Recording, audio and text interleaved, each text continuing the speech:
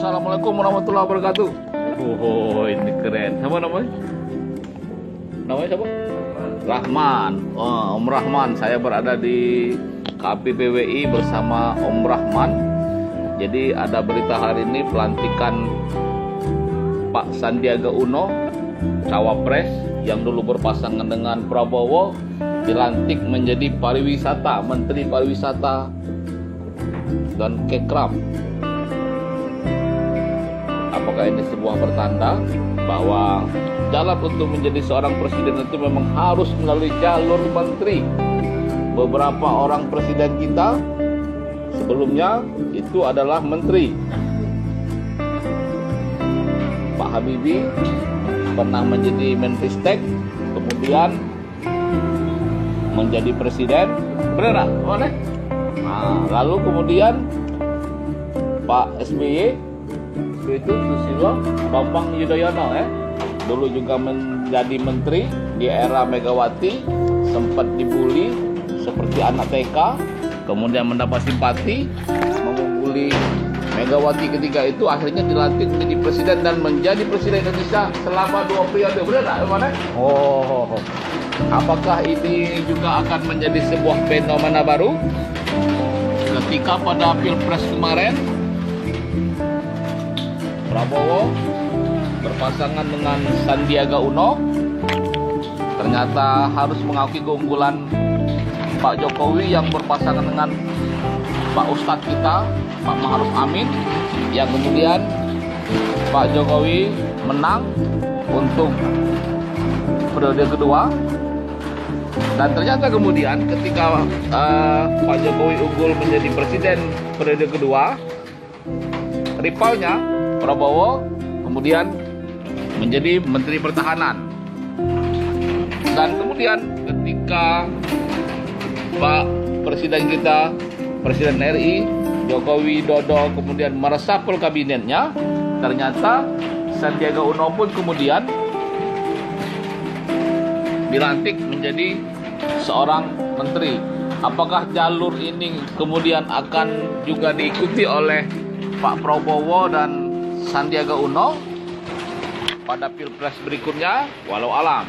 Tetapi ini bisa jadi menjadi sebuah tanda-tanda bahwa bisa saja terjadi capres kemudian itu adalah dari menteri. Bisa saja Pak Prabowo mencalon kembali, atau mungkin Sandiaga Uno kemudian juga mencalon dengan pasangan yang berbeda. Ini politik. Politik tentunya tidak bisa kita tebak, tidak bisa kita prediksi.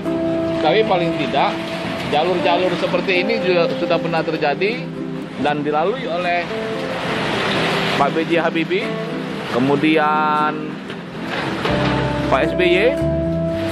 Apakah kemudian hanya Presiden Jokowi barangkali yang menjadi presiden tanpa harus menjadi menteri? Jalurnya adalah wali kota, kemudian gubernur DKI.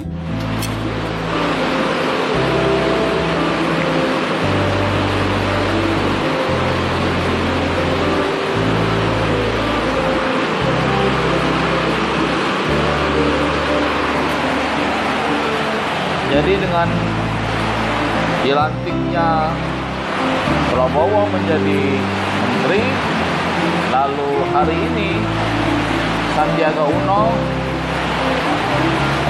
juga dilantik menjadi menteri, maka paling tidak presiden kita ke depan itu ada 2 skema. Pertama, presiden kita nanti adalah dari jalur menteri, apakah itu Sandiaga Uno atau Pak Prabowo, atau bisa juga presiden kita berikutnya itu adalah mengikuti alur seperti yang dilalui oleh Pak Jokowi hari ini. Jadi Pak Jokowi hari ini sebelum dia menjadi presiden, dia adalah gubernur DKI. Artinya kalau mengikuti jalur itu, maka kemungkinan presiden kita berikutnya adalah orang yang pernah menjabat sebagai gubernur DKI. Siapakah itu? Itu adalah Pak Anies Baswedan. Jadi dengan alur-alur yang sudah pernah terjadi kita alami, paling tidak ada 2 kemungkinan yang bakal menjadi presiden kita.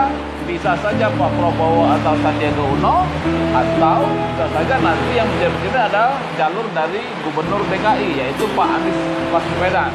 Nah, pasangannya siapa? Kita belum bisa menebaknya.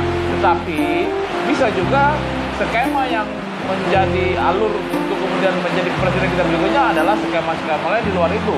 Ini hanya sekedar melihat ke belakang bahwa gambaran yang terjadi di negara kita bahwa untuk menjadi seorang presiden itu bisa dari jalur menteri seperti yang dialami oleh Pak Habibie dan SBY, atau dari jalur orang yang pernah menjadi gubernur DKI seperti yang sudah dialami oleh Pak Jokowi, atau bisa saja nanti ada alur-alur baru yang kemudian menjadi jalur bagaimana langkah menjadi seorang presiden. Paling tidak pelantikan Sandiaga hari ini bagi saya adalah sebuah pertanda mungkin saja nanti Pak Sandiaga Uno atau Pak Prabowo akan menjadi presiden kita selanjutnya.